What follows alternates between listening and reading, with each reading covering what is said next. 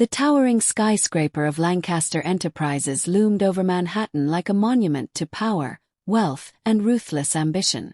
Inside its glass walls, deals were made and broken with a flick of a pen, and Alexander Lancaster was the man who controlled it all. At 36, he was a self-made billionaire, feared and respected in equal measure. His name alone could make stocks rise or fall, and his reputation as a cold, calculated businessman was legendary. He had no patience for weakness, no tolerance for inefficiency, and no interest in distractions. Which was exactly why Emily Carter was a problem. She wasn't supposed to matter. She was just a secretary, one of dozens who had come and gone, unable to withstand the brutal pace he demanded. But Emily was different. She had lasted 6 months, a record in his office. And worse, she had challenged him. She never cowered beneath his sharp gaze. She never stumbled over her words. She handled his impossible demands with quiet determination. Her soft-spoken defiance both infuriating and intriguing. And now, as she stood in front of his massive desk, holding a resignation letter in her trembling hands, Alexander felt something he had no right to feel. Rage, disbelief, something dangerously close to loss. "You're quitting," he stated, his voice cold, impassive. Emily swallowed hard.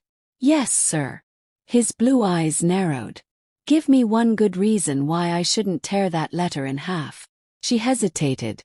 "Too long." He leaned back in his chair, watching her like a predator stalking prey. "You don't have one, do you?"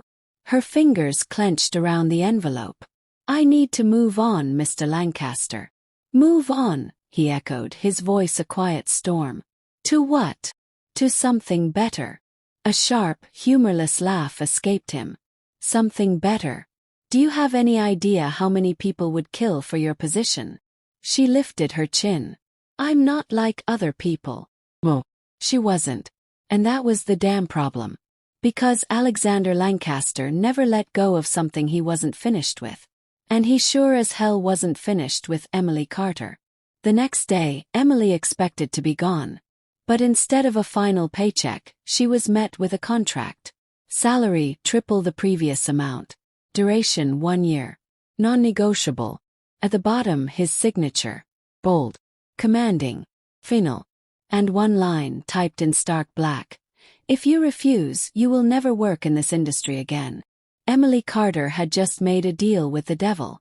And she had no idea if she would survive it. Emily Carter sat in her tiny apartment, staring at the contract that now determined the next year of her life. The words burned into her mind, each line a reminder that she had underestimated Alexander Lancaster.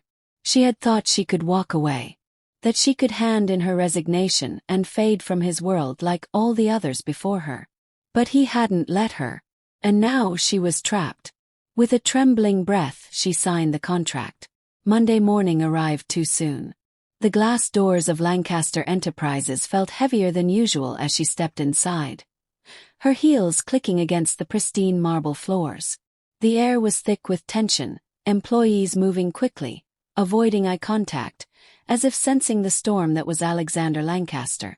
Emily was escorted to the top floor, a place she had only seen from a distance. It was his private domain, a place reserved for those who lived in his world of power, control, and cold efficiency. And now she was a part of it, his new personal assistant. The thought made her stomach twist. She had spent 6 months surviving as his secretary, handling his impossible demands from a safe distance. But now there would be no distance. She would be by his side every day. A soft chime announced her arrival as the elevator doors slid open, revealing the palace of glass and steel that was his office. And there he was. Alexander Lancaster sat behind his massive desk.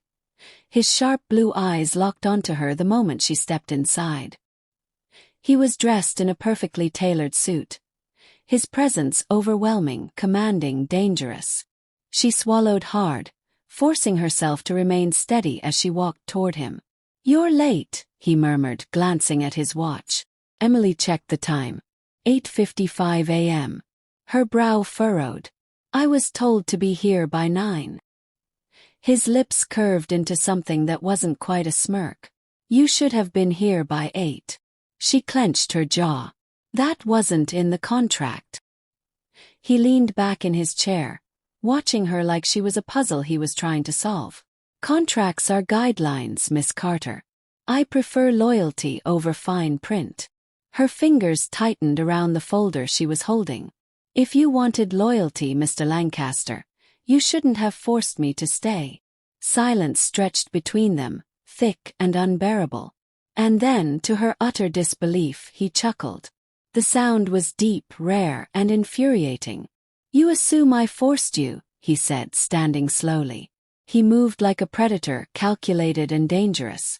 But tell me, Miss Carter, did you really have another option? She hated that he was right. She had debts, responsibilities. He had made sure she had no way out.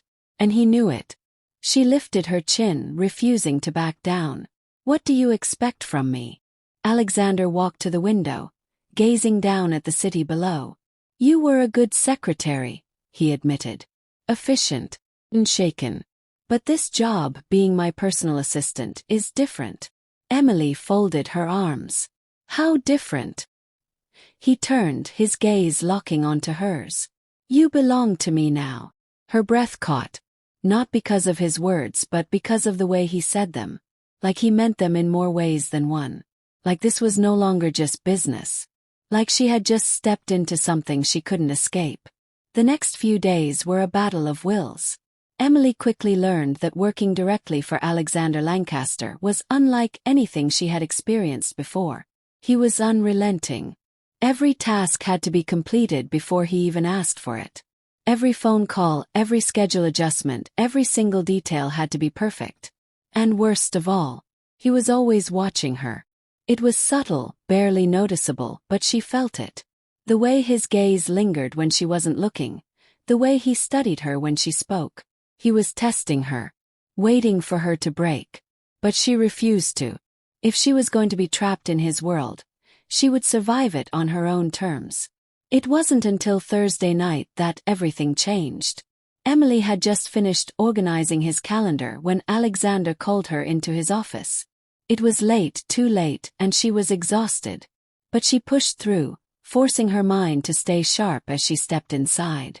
He was sitting at his desk, but something was different. His tie was loosened, his jacket discarded, and there was a tumbler of whiskey in his hand. He looked tired. Not that he would ever admit it. Sit, he said, gesturing to the chair across from him. Emily hesitated but obeyed. For a moment, he just watched her, silent and unreadable. Then he leaned forward, placing his glass on the desk. You're not what I expected, he murmured. She frowned. What do you mean? He studied her, his gaze sharp yet strangely curious. Most people either fear me or try to impress me. You do neither. Emily exhaled a quiet laugh. I don't have time to fear you, and I have nothing to prove. A slow, almost amused smirk tugged at the corner of his lips. And yet you're still here. She met his gaze, unflinching. Because you left me no choice. Silence stretched between them, thick with something unspoken. Then, to her shock, he reached out. His fingers barely brushed against hers, just a fleeting touch, but it sent electricity racing through her. She should have pulled away. But she didn't. And neither did he. The air between them shifted, something dangerous, something neither of them had prepared for. Alexander's voice dropped lower, rougher. You think I trapped you here, Emily? Her breath hitched at the way he said her name, like it was something he wanted to claim. Didn't you? She whispered. His fingers brushed against hers again, deliberate this time. No. I just gave you a reason to stay. Her heart pounded, her pulse roaring in her ears. This was wrong. This was dangerous. And yet, for the first time in weeks, Emily wasn't sure if she wanted to run anymore. Because Alexander Lancaster wasn't just a storm to survive. He was a storm she might not want to escape. Emily Carter wasn't sure what was more dangerous. The fact that Alexander Lancaster had just touched her, or the fact that she hadn't pulled away. The air in his office was heavy, charged with something unspoken, something that shouldn't be there. She could still feel the ghost of his fingers against hers, could still hear the way his voice had softened when he said her name. She should have stood up. She should have reminded him and herself that this was nothing more than a business arrangement, that whatever was brewing between them was wrong. But she didn't. And neither did he. For a long moment they just sat there, locked in a silent standoff, a battle of willpower neither of them was willing to acknowledge. His blue eyes burned into hers, unreadable, searching, as if he was trying to figure her out. Then suddenly he pulled back. The shift was instant. He was back to Alexander Lancaster, the cold-hearted billionaire, the man who didn't let anything affect him. And yet something had changed. She felt it. He felt it. But neither of them said a word. "Go home, Emily," he said, his voice smooth, detached. "It's late." Her stomach twisted. She hated how easily he could flip a switch, how quickly he could retreat back into that untouchable version of himself. She wanted to be relieved. Instead, she was furious. Without another word, she grabbed her bag and walked out of his office, the tension still clinging to her skin. By the time she reached her apartment, she was still thinking about him. And that terrified her more than anything. The next morning, Emily walked into work determined to forget what had happened. She was good at compartmentalizing. It was how she had survived this job for so long. It was how she had survived life. But Alexander had other plans. The moment she stepped onto the top floor, she felt his presence. His office door was open and she could hear him on the phone. His deep voice sharp, commanding. She should have gone straight to her desk. Instead, she stole a glance inside. And what she saw made her freeze. He was standing near the window, his suit jacket draped over the back of his chair, his sleeves rolled up to his elbows. He looked exhausted, as if he hadn't slept, as if something was weighing on him. She had never seen him like this before. And for some reason it bothered her. Before she could think better of it, she knocked lightly on the doorframe. He turned, his sharp gaze landing on her immediately. For a second, his expression flickered, surprise, something softer, but it was gone just as quickly as it came. "Emily," he murmured, his voice still rough from the call. "Come in." She hesitated. Then she did. She placed the stack of documents she had brought on his desk, clearing her throat. "You look terrible." His brow arched. "Good morning to you too." She crossed her arms. "Did you sleep at all?" A smirk tugged at the corner of his lips. "Worried about me?" She rolled her eyes. "Hardly. I just don't want to deal with a sleep-deprived boss." He let out a quiet chuckle, but he didn't deny it. And that silence told Emily everything she needed to know. She turned to leave, but his voice stopped her. "They. Just for a minute." She hesitated, then slowly sat across from him. The city hummed below them, but the world inside his office felt still. "I don't know what this is between us," Alexander said. His voice lower, more human than she'd ever heard. "But I'm not ready to let it go." Neither was she. "Would you like me to continue from here with more romantic tension or bring in an external conflict?" Emily swallowed hard. "You don't get to say that," she whispered. "Not when you gave me no choice." Alexander leaned forward, elbows on the desk, eyes locked onto hers. "I gave you a reason to stay. There's a difference." Emily stood, shaking her head. "I don't know what game you're playing." "It's not a game," he interrupted, his voice sharp, raw. "You think I do this with anyone else? You think I chase after employees who quit?" She froze. The intensity in his gaze was unlike anything she'd seen in him before. Vulnerable, unguarded. Just then his intercom buzzed. "Mr. Lancaster." His executive assistant's voice came through, strained. "Your father is here. And he's demanding to speak with you. It's urgent." Alexander's expression darkened. Emily had only heard of Harold Lancaster in whispers. Former CO, now retired, infamous for his ruthless tactics, even worse than his son's. Alexander stood slowly. "Escort him to the boardroom. And cancel all my meetings." He turned back to Emily, jaw clenched. You should go. This isn't going to be pretty. But Emily didn't move. Is it about me? That stopped him. He didn't answer right away, and that hesitation said more than words could. It's about everything, he finally said. My father doesn't think I should have hired you. And he's about to make sure I regret it. Emily's heart pounded. What are you going to do? Alexander walked past her, but just before reaching the door he paused. Whatever it takes to keep you here. Emily didn't leave. She couldn't. Not when everything in her gut told her this was bigger than a corporate disagreement. She waited outside the boardroom, tense minutes ticking by until raised voices echoed through the frosted glass. Harold Lancaster's tone was cold and cutting.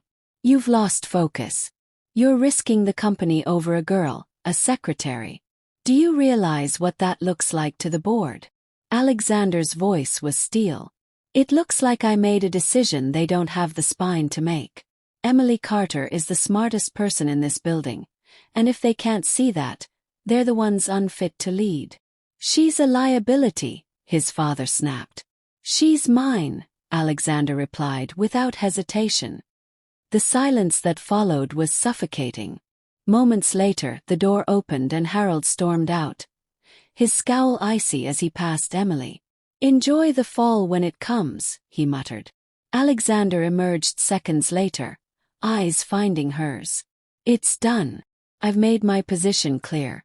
If they want to come after me for it, let them. Emily stared at him. You stood up to him for me? He looked at her like she was the only thing holding him steady. I've spent my life building walls. You walked right through them. I didn't expect it. I didn't want it. But now that it's happened, he stepped closer. I don't want anything else. Her throat tightened. I don't know what we're doing, Alexander. This job, this situation. It's not normal. He smiled for the first time softly. Neither are we. But maybe that's why it works. She shook her head, but there was a smile tugging at her lips too. You still terrify me. He touched her cheek, his thumb brushing a strand of hair behind her ear. Good. Because you terrify me too. And then finally he kissed her. It was nothing like she expected. Gentle, slow, a promise instead of a demand. When he pulled back he whispered, Stay. Not because you have to. Because you want to. Emily looked into his eyes, into the storm she had once wanted to escape, and saw a future she had never dared to imagine. I'm not going anywhere, she said. Epilogue. 1 year later. Lancaster Enterprises was thriving under Alexander's leadership, and Emily's quiet but brilliant influence behind the scenes. The board never challenged her place again. Not after she saved them millions with a single negotiation no one else could close. She no longer sat outside his office. She sat beside him, not just as his partner in business, but as his partner in everything. Because Emily Carter had walked into Lancaster Enterprises as a nobody, and left it as the woman who changed everything, including him.